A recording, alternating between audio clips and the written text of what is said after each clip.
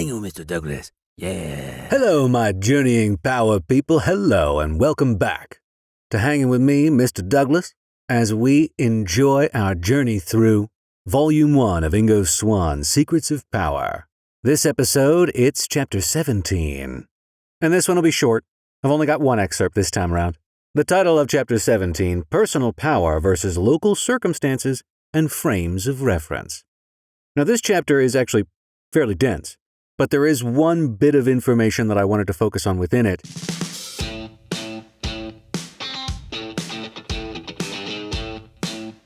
And that is the idea of reverse engineering frames of reference. What that means, what that entails, how we can understand that. Ingo breaks it down real well. And I just wanted to touch on this little bit before we tap into the excerpt. Ingo does make a point of saying, and he makes this point often, and it's a good point to recall. Ingo says it is quite likely that a good deal of what we can become aware of or conscious of depends on having appropriate frames of reference. If one does not have frames of reference for certain things, then, on average, one will not achieve much, exact or even any awareness or consciousness of them. And now we can roll right into the excerpt.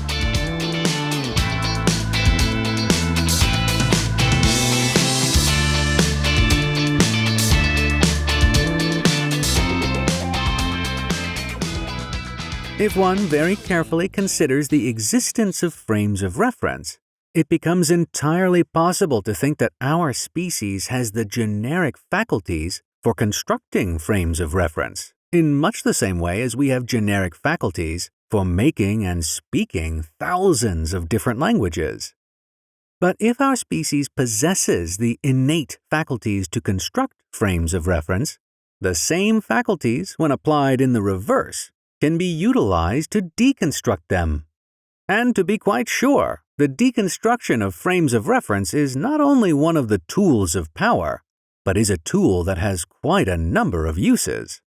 For example, openly or covertly deconstructing the frames of reference of others is often a very workable way of achieving control, authority, and influence over them, at least in a general perspective.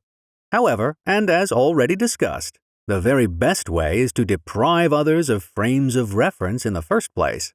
This deprivation is the equivalent of deliberately engineering different kinds of stupidity in others. And this process not only makes it easier to establish and maintain power over the victims of the engineering, but also is helpful in keeping them stupid about the processes of empowerment.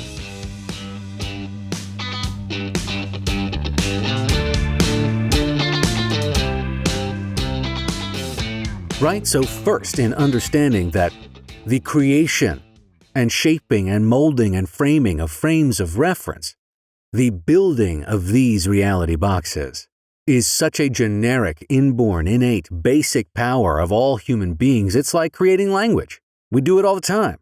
And whether it is an entire alphabet, or it's simply inside jokes between good friends, or personal, intimate relationship references between lovers, whatever it is, we do it all the time. It is innate.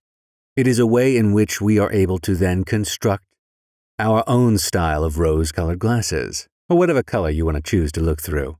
But this idea of back-engineering the construction of frames of reference is a very strong tool to understand and influence others, but also to understand and influence yourself, and therefore your vectors of empowerment, in being able to backtrack how a frame of reference has been put together.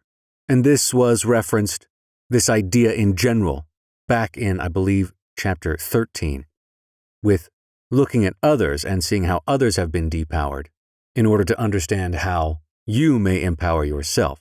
To take a frame of reference, back-engineer it like the UFOs the government's got, you're then able to restructure, reformat, and optimize frames of reference in ways that you want. Easier said than done, because, as I said in the beginning, you've got to first become aware of this kind of stuff. But lucky for us, that is why we have this wonderful 2-volume set, and this first volume in particular. And as a basic example, right there, me speaking in a French accent, couple of years ago, I might not have done that on a podcast or in any kind of interaction other than with my very close friends and family. Because I had a frame of reference structured in a way that said, hey, people will think you're weird, you're a loser, you're strange, they won't understand you, it's not going to help you to do that. So don't do that, Doug. However, in back engineering that frame of reference, I saw that basically what I was trying to do was reach people. And what I have found, conversely to that previous frame of reference, is that the more honest and authentic I am in representing myself, the more I am able to reach the people that are going to be reached by me in the first place. No amount of squeezing myself into a particular preformed shape is going to actually help me reach people who I probably wouldn't reach anyway. That is not to say that I'm not continuously attempting to optimize my interactions and portrayal of self, but you've got to start from the authentic beginning and tap into that natural power source, not some artificial filtration of it. You got to do you. You know what I'm saying? So just as a little reference there. Now, Ingo goes on to mention that one of the ways this back engineering of frames of reference tools can be used is to deprive people of the parts they would need in order to shape their frames of reference to recognize the power of their own authenticity. Let's use my example again. This, in turn, is the equivalent of deliberately engineering different kinds of stupidity in others. And while I don't think that there is actually such a thing as a bunch of people that are NPCs, the squeegeeing down into a more tight spectrum of what is being told to us as acceptable kinds of behavior is an attempt to homogenize each individual's expression of self, and therefore expression of their power. You can't say this, you can't do that, don't talk about this.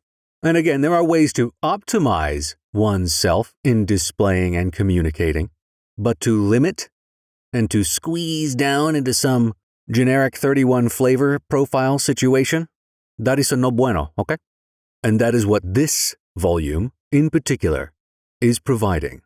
Those raw materials in which you can delve deep into and begin to mold and shape your own most optimal frames of reference, which will, like digging up a blocked up natural spring, allow your authenticity and power to bubble forth, to quench the thirst and satiate those around you in which you are to reach. And this is me right here. I do think that the more authentic we are, the more opportunity we have to reach those that we are supposed to.